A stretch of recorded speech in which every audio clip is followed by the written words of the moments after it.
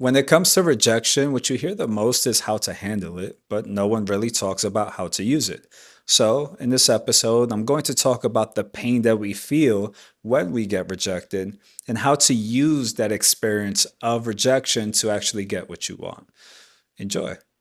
What's up? What's up? Welcome back to the channel. And if you're new here, my name is Mike. I'm a pattern breaking specialist and former MMA champion.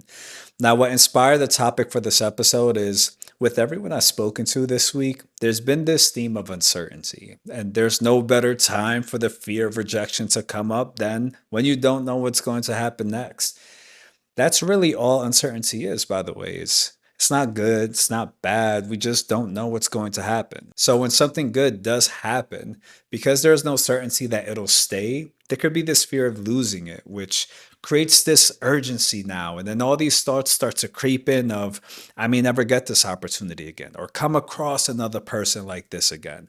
So I need to do everything I can to be able to get it. And then on top of that, try to keep it, which is what kicks the mind into overdrive and then gets us to start overthinking because most of the information the mind has readily available in these moments is just ourselves, our characteristics, our qualities, our traits, but most of all, our past. So in an attempt to help us get what we want, the mind will start to think in prevention.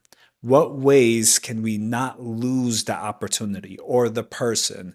And then from that perspective, then those thoughts, those memories start to come up of all the moments that we've ever lost an opportunity or ever got rejected. And then we start looking into all the ways that we may have caused it because the mind is just looking for control. And ultimately, the only thing that we really have control over is ourselves. So it means well. You can see how the mind has the best intentions, but without direction, you can see how it starts to go down the self sabotaging path. Because when it comes to rejection, there are two forms there's abrupt and then there's constant. Abrupt rejection is like a breakup or getting fired or getting turned down from something that really matters to you. And there's this jolt, this pain that comes from it because it feels like something's being taken from you.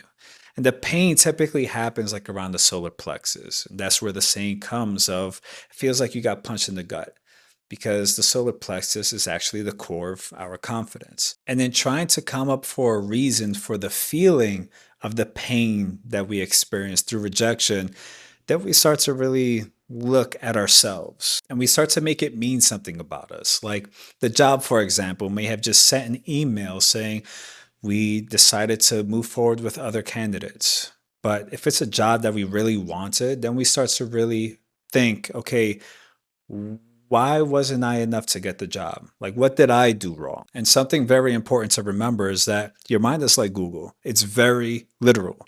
So whatever you ask of it, whatever you look for, it's going to pull up, which actually leads perfectly into the second form of rejection and why it happens, which is constant. Because constant rejection are all the subtle ways in which you start to tell yourself why something can't happen or why you can't have this and why you can't do that. And those constant self rejections are meant to prevent you from experiencing the pain of another abrupt rejection.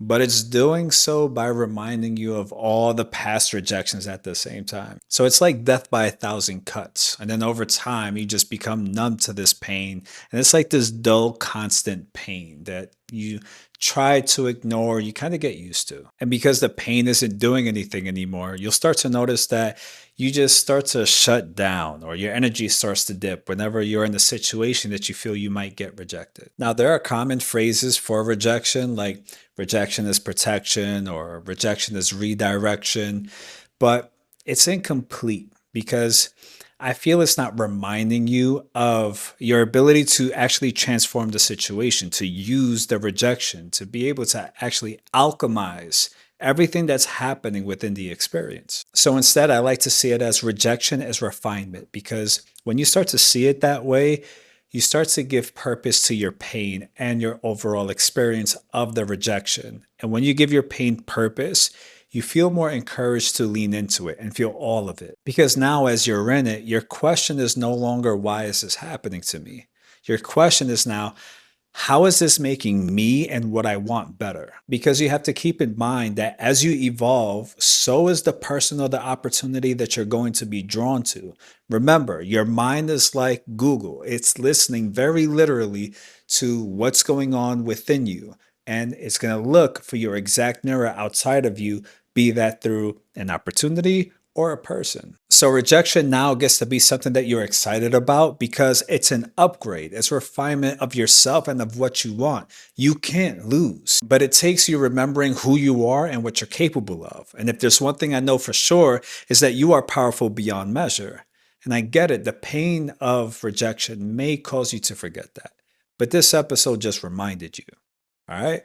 So, yeah, be sure to comment below. Like, what did you get from this episode? Because I would love to read what your takeaways are. Like, share, subscribe, all that stuff. I'm wishing you an amazing day. If it's nighttime by you, I'm wishing you an amazing night. And I will catch you later.